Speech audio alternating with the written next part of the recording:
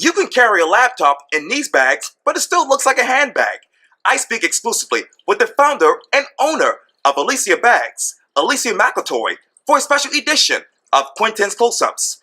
And be sure to download the free Quintin's Close-Ups app in your Apple or Google Play stores. Listen to this interview next week on my free Quintin's Close-Ups iHeartRadio podcast. And of course, subscribe to this YouTube channel. Alesya Macatol, it's so good to meet you. Likewise, I'm very honored to be here. Thank you greatly here on Quintin's Close-Ups. I reached out to you a couple of weeks ago on Twitter, and obviously you are the founder of Alesya Bags. You said this: they carry your laptop and still look like a handbag. Be the first to know about our new bags. Sign up at alesyabags.com. Alesya Macatol, founder of Alesya Bags.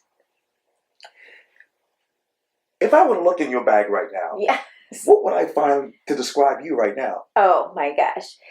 Well, I think the very first thing you're going to find is my laptop, of course. But beyond that, we're in the middle of May, and every mom, parent on the planet right now, I've got a mix. I got a birthday party tomorrow for my almost 7-year-old. So you're going to find a birthday card. You're going to find markers. You're going to find hair ties so I can go work out later. Right. And of course, my notebook and wallet and keys and all those things. But this is the December of parenting. And we're also getting ready for a bag launch. So you're going to find some vicious text messages back and forth to California and China, and also probably some leather samples. So this is a huge mix of things in my bag this month. And you talk about this month. Obviously, the bag launch is coming in July. What is it like to be you? Well, one thing I have to tell you, Quintin, is I'm almost going to have to change that. We are running behind. There is a lot. I'm sure you know, if you watch the news, there are some tariff problems with China right now, and that's causing delays because of our government and the Chinese government. They can't get along. So we're going to have to back it up. It's very upsetting, but that is the nature of doing business internationally. Internationally. And obviously, when I look back on your website, alesyabags.com, you said this: the bag that's always your type. When it comes to pulling it all together, an Alesya bag is your power move. It was specifically designed for the I travel for business. And I am on the brink of a huge career move types. That's right. Yes. What type of power moves are you making these days? Well, I'd say, we're coming back with an entirely different bag design this time around. And that I'm really excited about. But it has to be just right. We have a very discerning client. And they want to look good and they want to be functional. So those are the power moves we're making.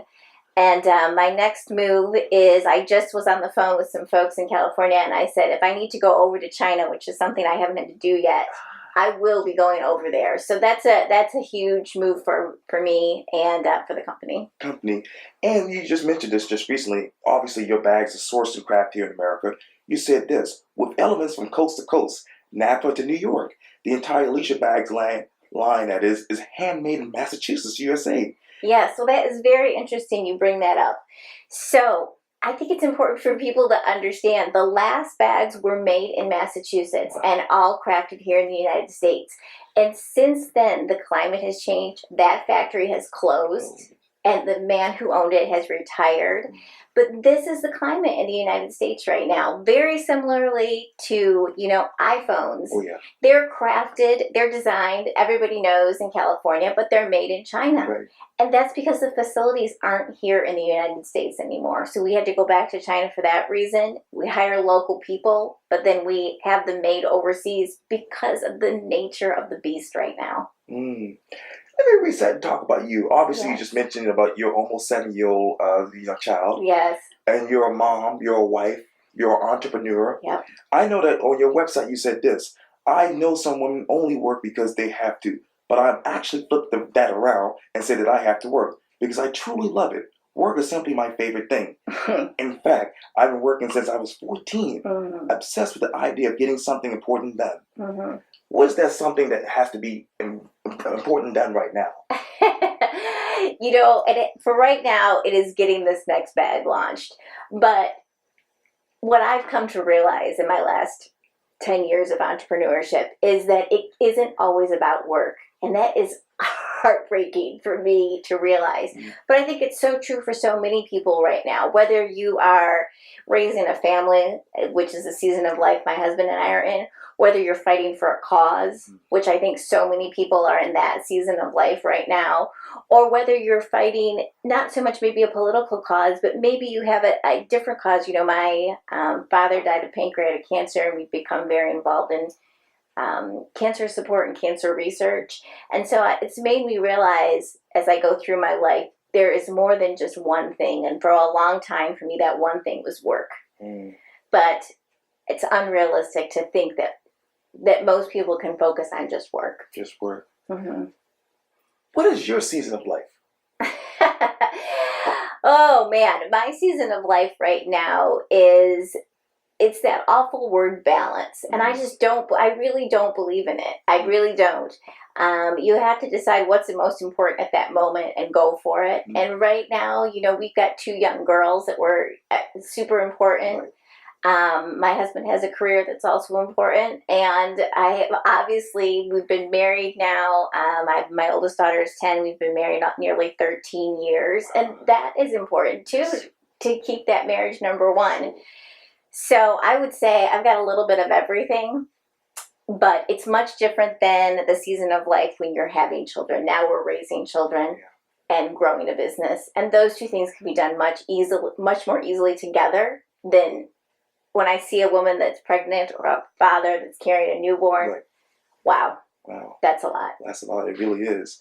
I know earlier you talked about your husband's career and how that's flourishing. Let me talk to you about you, because obviously you said this on your website. You said this quote: "My first job was as a page at the Adrian Public Library in Michigan. That's right. After college, I started my career at a search engine company in Silicon Valley. Yes. I moved to London for a time and ultimately became VP of marketing for a technology company." Yes. What got you from a technology company to saying, "Hey, I want to be an entrepreneur"? Yes. My boss at that technology company, ePrize, his name is Josh Linkner. He's a huge entrepreneur in Detroit, still there, still a big entrepreneur. And it just made me catch the bug. You know, I would talk to him and I would say, if this is my career path, what would happen? If this is my career path, what would happen? And ultimately, I realized as an entrepreneur, you get to call the shots yourself. Now, that's good and bad. You know, you have to take the wins and the losses, but you get to build something on your own. And I've realized that's what I really enjoy doing, is the building. Wow. What else do you want to build on now next, coming in your future? Yes. So once we get this new line of bags out, my goal is to continue to grow the community of these people, these women mostly, that have come to me and said, this is the kind of person I am. I recognize myself in you and the rest of this group. I've been meeting with people. I met with people in Cincinnati, New York, Las Vegas that have been my clients. And the common thread is these are women that don't need to be inspired. They have something they want to do. They just need the tools to get it done and the support. And that's what I want to have, is that group of people who see one another and see that they have that support. Out of that group, which one of those women and their particular stories stick out in your mind today? Oh my gosh, we've got a lot of different stories. The thing that sticks out in my mind today is I've really got a group of women who have had children and then gone back to work. And that transition can be very challenging.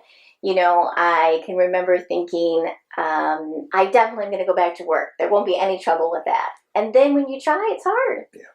But I've got so many women that get the bag for themselves as a coming back present or as a promotion present. And it fills me up with a lot of joy knowing that the bag is marking some significant point in their life. And I really think that, you know, employers would do well to understand that it's hard for women to come back, but they want to come back. They want to come back to work. They want to have that part of their life still. And many need to. And so I think that transition has stood out as something very important. Very important. You talked earlier about bags. Out of all the bags that you have for Alesya Bags, which one of those relate to you the most? Wow. That's hard to say. You know, there was There was a bag that we did a couple times ago called the heavy metal bag. Yeah. And it was the original design, but it was really, to me, the best version of that design. And the heavy metal is sort of, it feels very close to who I am. I have some Detroit background, some metal, some grit. Right. And then also here in Charleston, you know, I always tease people that are locals, like, we're such a pretty city. Yeah. Right? Everything's so pretty and nice and pink.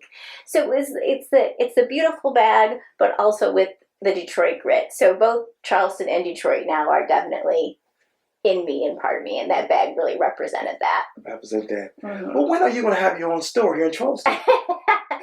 You know, when can you get me something that's not super expensive on King Street? No. I know, right? You should be on King Street. Yes, well, thank you. We'd love to. You know, that's just, we've talked about it. Rents are very expensive. Okay. We just, our good friends own Ann's that just closed, Yeah. Gary, Oh, yeah. and I think it just gets to the point where you have to decide how much is it worth it to have a store, and how much is it worth it to say, you know what, we're going to take that money that we put towards a store and invest it in taking care of our customers and making sure they can do returns easily. So I would love to have a store. It's just not the right time. And the climate on King Street right now especially is extremely competitive. Let me stop there, because when you look at Charleston and the retail business that is, and its future, what comes to your mind? You know, I think we're at a crossing point right now, and tourism is such a huge industry here. Some people might even say the #1 industry, and we have to decide, is King Street the place where you're just going to find the chain stores, or is it going to be a good mix? I think locals definitely want to have some of those larger stores, your Brooks Brothers and J. Crew's. But if we're going to have people come in, we still need to keep places like Hamden, like Candy Shop Vintage, that's right off of King Street there, along with our local restaurants and Blue Bicycle Books that's been here forever. How can we keep a good mix? And I know the mayor is working towards that, and it's very important. But it's just something we all need to keep an eye on. Keep an eye on. And support, of course, local businesses. I mean, I'm #1, of course, thinking for that. But our city leaders have to keep an eye on that and say, are more and more people going to end up selling their buildings because it's just getting too lucrative? And what are we going to do about that? To be continued. To be continued, indeed. Yeah. Oh, yeah. Well, Alesya Macatol, thank you so much for your time. I really, really appreciate this. I do too. Thank you so much. Thank you.